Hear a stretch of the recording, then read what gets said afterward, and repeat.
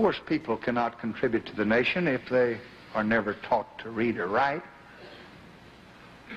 If their bodies are stunted from hunger, if their sickness goes untended, if their life is spent in hopeless poverty, just drawing a welfare check. So we want to open the gates to opportunity. But we're also going to give all our people, black and white, the help that they need to walk through those gates. That President Lyndon Johnson 50 years ago tomorrow, making the launch of one of the two great social programs by the U.S. government in the 20th century. Nearly 30 years after the launch of Social Security, the war on poverty would give us Medicare, Medicaid, food stamps, Job Corps, and a lot more. Now, all those programs, they're being hotly debated in Washington 50 years later, which may explain why some are calling this war a failure. After 50 years, isn't it time to declare big government's war on poverty a failure? Instead of continuing to borrow and spend trillions of dollars on government programs that don't work, what our nation needs is a real agenda that helps people acquire the skills they need to lift themselves out of poverty and to pursue the American dream. Okay, and that's Senator Rubio. So the question of, are we winning the war on poverty? That's a hard one to answer with a yes or no. The Great Recession and slow recovery from it, they've led to some really daunting stats about poverty in America today. More than a third of Americans, they live with direct economic hardships. And even worse, that happens in households of color.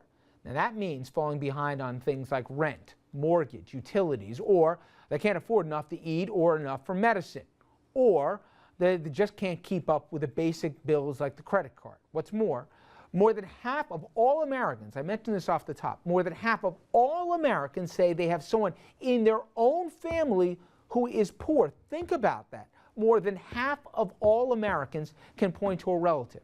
So what's causing the problem and how do we fix it? Well, obviously, very tough questions. Most people think, though, that the problem is a failed economy. Few jobs for bad pay, lousy prospects, and only a quarter of all people polled, of all parties here, all age groups, only a quarter of them say it's from the people making bad choices. They point to a broader economy. No, overwhelmingly, people say that combating poverty is a job they want the government to handle. If you look at that number, 86% of Americans say this is the job for the federal government, not the private industry, necessary to find those and help those in the bottom of the barrel. Finally, the question is, what do you do about it? How do you reduce it? Better jobs with better pay and better education for workers, and at every level, from pre-K, and remember that conversation in New York City, all the way through college. And I'm curious, Yannick, what was the original intent? We heard some of it from LBJ when he launched the Great Society here and the war on poverty. What was his aim at the time? Give some context 50 years ago to today. Well, Johnson was following in the footsteps of his political idol and mentor, FDR, and wanted to expand on the programs, the legacy of the New Deal, and reduce poverty.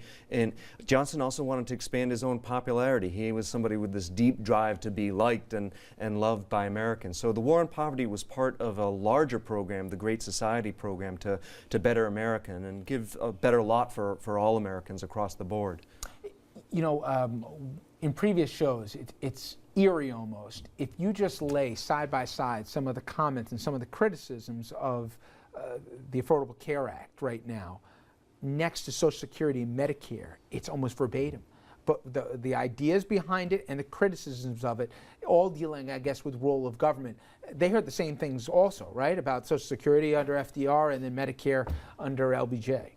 Yeah, I'm not surprised by that statistic about 86%. Poverty, the poor, is one area where the free market mechanisms seem to break down a little bit. It's a large group of Americans, but without political voice. Business doesn't cater to them because they don't see them as clients. So that is one area where Americans expect government to take the place of free market mechanisms that normally work in the marketplace or have worked in the course of economic history in this country. Was there the same debate back then? What's the role of government? 50 years ago when we were talking about this war on poverty than there is today? Absolutely, and LBJ was somebody who politically believed that the government's role was to do something for the downtrodden and underprivileged Americans. And he came from a poor background in Texas. He had planned to become a school teacher. In fact, he worked as a school teacher, and he was sensitive because of his background to the plight of underrepresented and poor Americans. You know, it's funny, we obviously lived before the digital age in earnest there, and people saw for the first time, and I know Bobby Kennedy in his trips through Appalachia were famous, but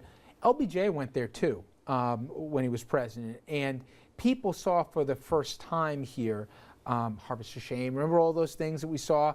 That, my God, there's a part of America and white faces and black that are really living like this, and people in the Northeast and in other major cities didn't realize that that was part of America till they saw it, if not in Technicolor, at least in black and white. That was part of what really drove a lot of this conversation too, wasn't it? The new media. Sure, yeah. One very influential book was by Michael Harrington, The Other America, Yeah. and that had a tremendous impact on the Kennedy brothers, John and Robert, in getting them behind this idea that the government has to do something for the poor. Do we agree, guys? We're never going to agree, the five of us, as to the right measure of it. But do we agree that the big debate that we're going to still have, not just at this table but in Washington, is going to be what is the government's job and where does it start and stop?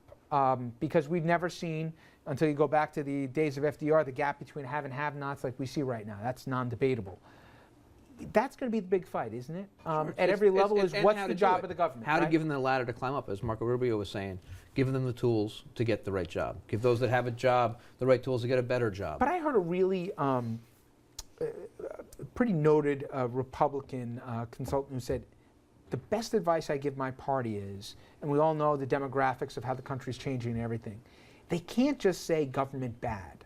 They have to articulate for the first time, not just, hey, pull yourself up by the bootstraps, but how you get there. Because now all of a sudden people know, more than half of all Americans know a member in their own family that's poor. And they know people who are busting who just can't cover the nut anymore.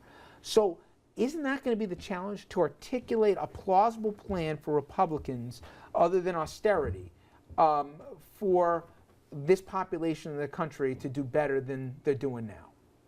Isn't that the challenge? Well, Be a little more I think specific? it's not that simple, I guess what I'm saying. I mean, like I say, poverty is a problem in this country. There's no question about it. Every man and woman deserves to be able to live a happy life in this country and to not live in poverty, to be able to have a roof over their head and food on their table and to get a job to do so. But then but Democrats are going to turn around and say, but- okay, Opie, let's raise the minimum wage. 3/4 of this country that's wants not to the go answer. up. Okay, but now you're Because in I a want more quarter of people to America. have jobs, not just to have jobs that pay minimum wage. I want people to use the minimum wage jobs to better themselves, pick themselves up, and be able to use that to say, Okay, hey, what I does can that show up to sound work like, on Dominic, if somebody says, I want to keep it at $7.25 an hour, I don't want to make anybody raise it to $11 an hour?